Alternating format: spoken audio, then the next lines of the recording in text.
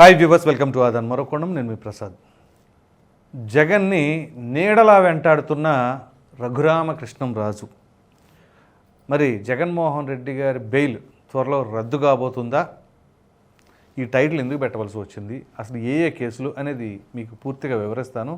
దానికంటే ముందుగా జగన్మోహన్ రెడ్డి గారి బెయిల్ రద్దు అవుతుందా అనే నమ్మకం మీకుందా లేదా అనే అభిప్రాయాన్ని అయితే కామెంట్ సెక్షన్లో తప్పకుండా తెలియచేయండి. ఈ వివరాల్లోకి వెళ్ళినట్లయితే రఘురామకృష్ణంరాజు గారు మాజీ ఎంపీ, ప్రస్తుతం డిప్యూటీ స్పీకర్ మరియు ఉండి ఎమ్మెల్యే ఆయన. సో ఆయన జగన్మోహన్ రెడ్డి గారిని అయితే ఒక నీడలాగా వెంటాడుతున్నారు అనడంలో ఎటువంటి సందేహం లేదు. ఎందుకంటే గతంలో ఆయనకి ఏదైతే చేదు అనుభవాలు ఎదురయ్యాయో దానంతటికి మూల కారకులు జగన్మోహన్ రెడ్డి గారే అని చెప్పేసి ఆయన ఘంటాపథంగా పలుమార్లు మీడియా సాక్షిగా చెప్తా ఉన్నారు.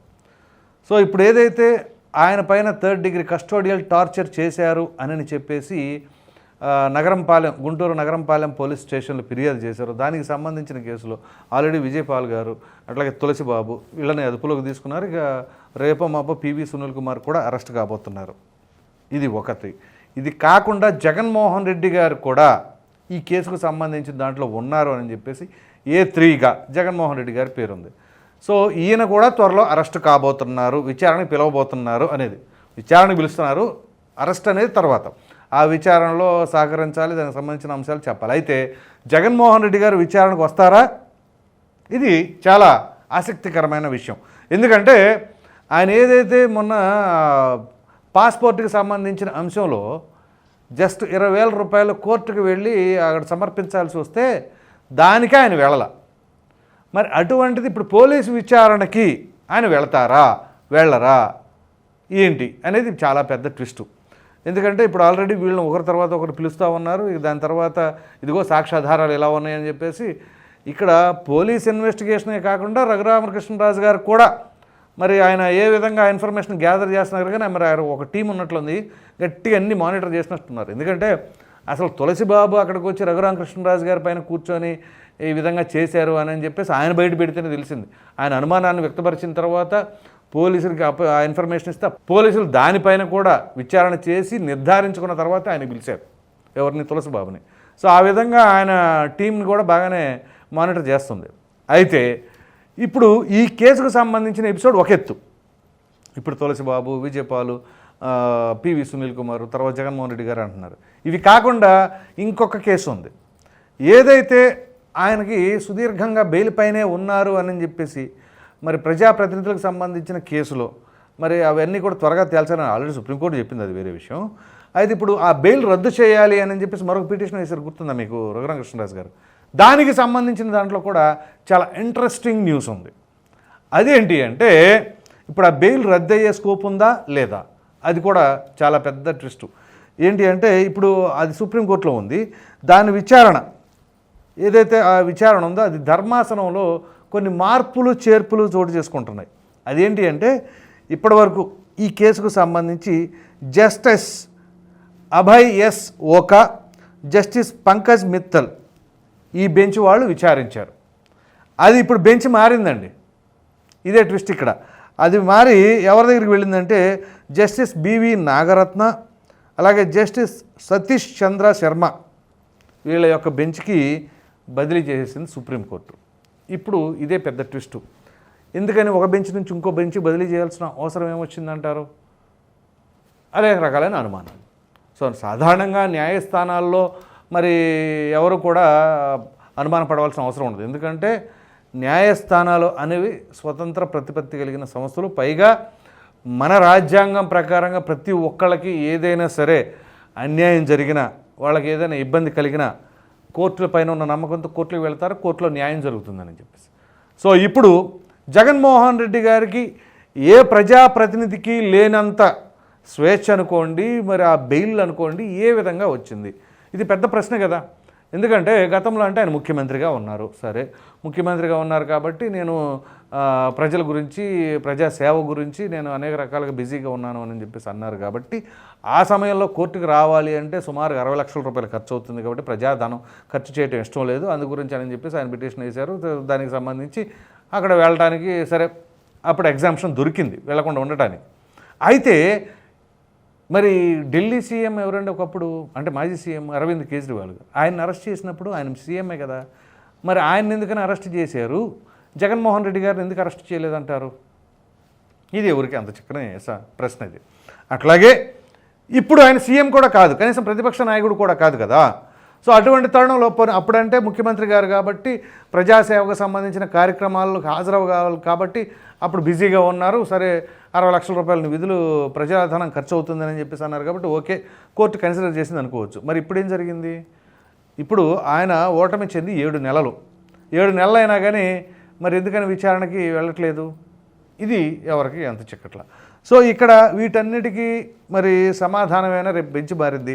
ఇప్పుడు విచారణ ఏమైనా సరే ఏ విధంగా వేగవంతం అవుతుందా, ఇప్పుడు ఈ బెంచ్ మారటం వలన ఏమైనా సరే మార్పులు చేర్పులు జరగబోతున్నాయా, అంటే ఆ విచారణలో కావచ్చు మరి కొంచెం పకడ్బందీగా ఉంటుందా ఏంటి, మరి వీటన్నిటికీ ఇంకేమైనా సరే కారణాలు ఉన్నాయా రాజకీయ పరంగా? ఇప్పుడు సాధారణంగా ఏదైనా సరే జగన్మోహన్ రెడ్డి గారి కేసుకు సంబంధించిన ఎపిసోడ్లో ఎక్కడ అంటే ఈ ఛానల్స్లో కావచ్చు ఎక్కడైనా సరే మీడియాలో వచ్చినప్పుడు ఆ మీడియా కింద వచ్చిన కామెంట్స్ కనుక మనం ఒకసారి గమనించినట్లయితే చాలామంది ప్రజలు ఏ విధంగా కామెంట్ చేస్తున్న వాళ్ళకి మరి దాన్ని ప్రజల్లో ఉన్న అపోహది ఏంటి అంటే కేంద్ర పెద్దల ఆశీస్సులు జగన్మోహన్ రెడ్డి గారికి మెండుగా ఉన్నాయి, ఈ పోరాటాలన్నీ ఇక్కడ లోకల్ స్థాయిలోనే ఉంటాయి కానీ నాయకులకి అక్కడ ఢిల్లీ పెద్దలందరూ కూడా జగన్మోహన్ రెడ్డి గారికి సానుకూలంగా ఉన్నారు, అందు గురించి ఆయన్ని ఎవరు టచ్ చేయలేరు అని చెప్పేసి. ఇప్పుడు కాదండి, ఆయన సీఎంగా ఉన్నప్పుడు ఇప్పుడు ఓటమి చెందిన తర్వాత కూడా ఇప్పటికీ అదే కామెంట్స్ పెడతా ఉన్నారు. మరి ప్రజలకి ఆ విధంగా ఎందుకు అర్థమైంది అనేది మాత్రం కొంచెం లోతుగా ఆలోచించవలసిన అవసరం ఉంది.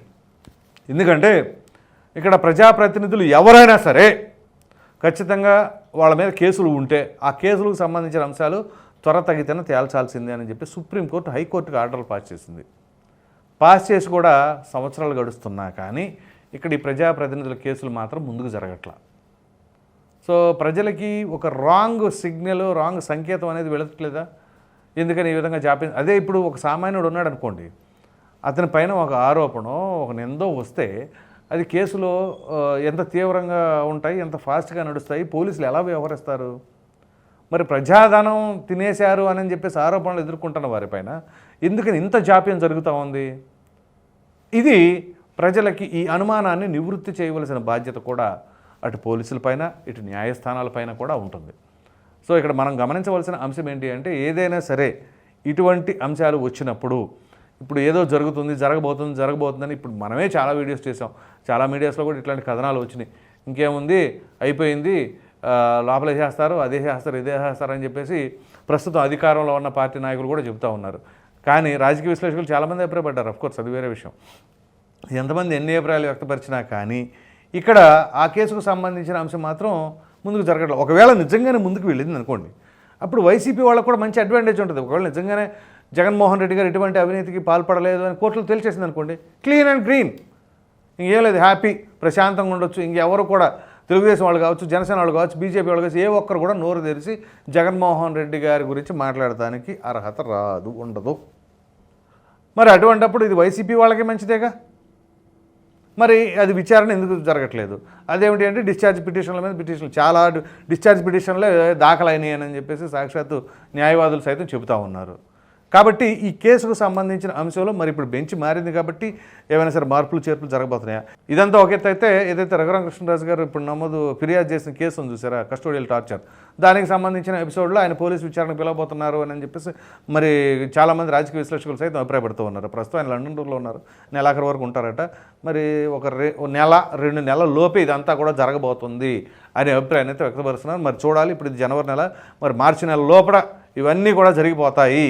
ఇటు ఈ కేసుకు సంబంధించిన అంశం కావచ్చు, అటు బెయిల్ రద్దుకు సంబంధించిన అంశాలు కావచ్చు, ఇలా ఎటు చూసినా కానీ జగన్మోహన్ రెడ్డి గారి చుట్టూ కేసులు ఉచ్చు బిగుస్తూ ఉన్నాయి అని చెప్పేసి అయితే అభిప్రాయపడుతూ ఉన్నారు.